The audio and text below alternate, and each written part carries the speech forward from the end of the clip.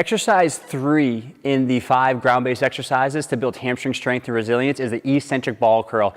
Eccentric means a contracted muscle that's lengthening throughout its range of motion. So if you think about running, hamstrings are very active as you come through before you strike the ground, so that limb is going to come forward and that hamstring starts to lengthen, so right before that ground contact, to really control and decelerate that lower leg. So eccentric ball curl is a very good exercise to help really target that motion specifically to build more strength and eccentric control at the hamstring. So all we're going to do here, focus on that contracted hamstring muscles as the hamstrings are lengthening, elongating throughout their range of motion. So eccentric, just doing one direction. We're going to support with the arms out to the side, a little bit easier through this way, giving yourself some support because the stability ball is a little tricky at first.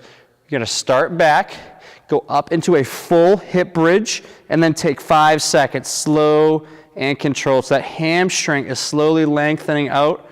As I go down, I'm going to end in a level position, drop the hips, pull back. I'm going to skip that pull back towards the body because we're only working on the eccentric portion.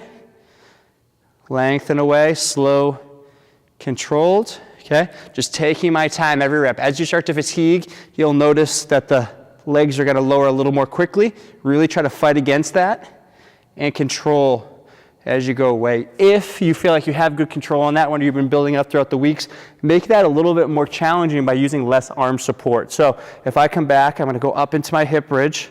Here, you can see a little more shaky, slow and controlled, lower, okay?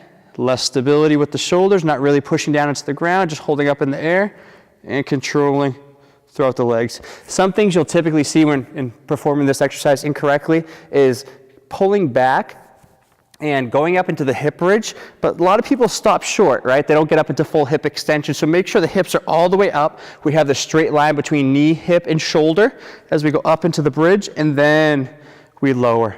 Another thing will be just not holding it long enough, right? So if this exercise is challenging for you, if it's only 2, 3, or 4 seconds, work on that until you feel better with this movement.